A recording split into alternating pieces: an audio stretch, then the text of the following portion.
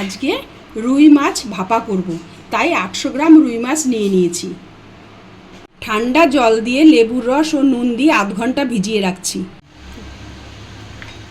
4 teaspoon সাদা সর্ষে নিয়ে নিলাম, 2 টিস্পুন কালো সর্ষে নিয়ে নিলাম, 2 টিস্পুন পোস্ত নিয়ে নিলাম, 5-6টা কাজু নিয়ে নিলাম, কয়েকটা কাঁচা লঙ্কাও নিয়ে নিলাম।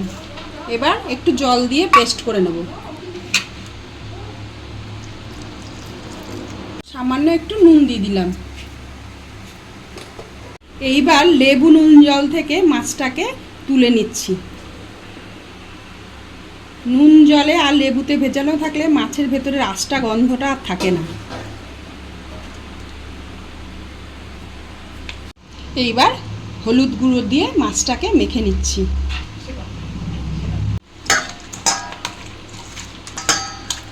2 টিস্পুন টক দই ফেটিয়ে নিয়েছি। এবার পেস্ট করে রাখা মশলাটাও দিয়ে দিচ্ছি। সামান্য নুন দিচ্ছি, কারণ দুবার নুন দেওয়া হয়ে গেছে। উপর থেকে সর্ষের তেলও দিয়ে দিচ্ছি। এবার পেস্টটাকে সব কিছুর সাথে ভালো করে মিশিয়ে নিচ্ছি।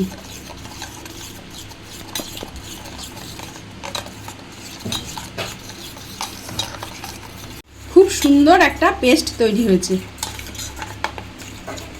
এবার প্রত্যেকটা মাছ মশলার মধ্যে দিয়ে মিশিয়ে নেব।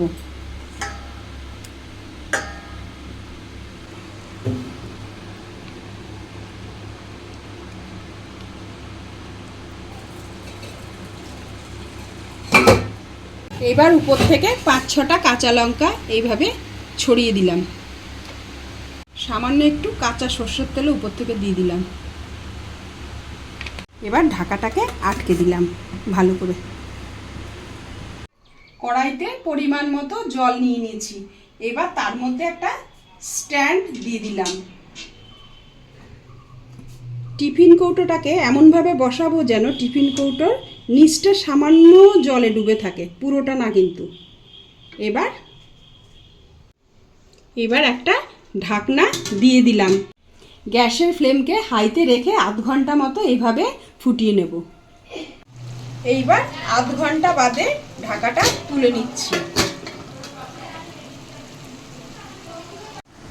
গ্যাসের ফ্লেমটা এবার অফ করে দিলাম। 5-7 মিনিট বাদে কৌটোটার ঢাকনা খুলে নেব। এইবার টিফিন কৌটোটা খুলে নিচ্ছি।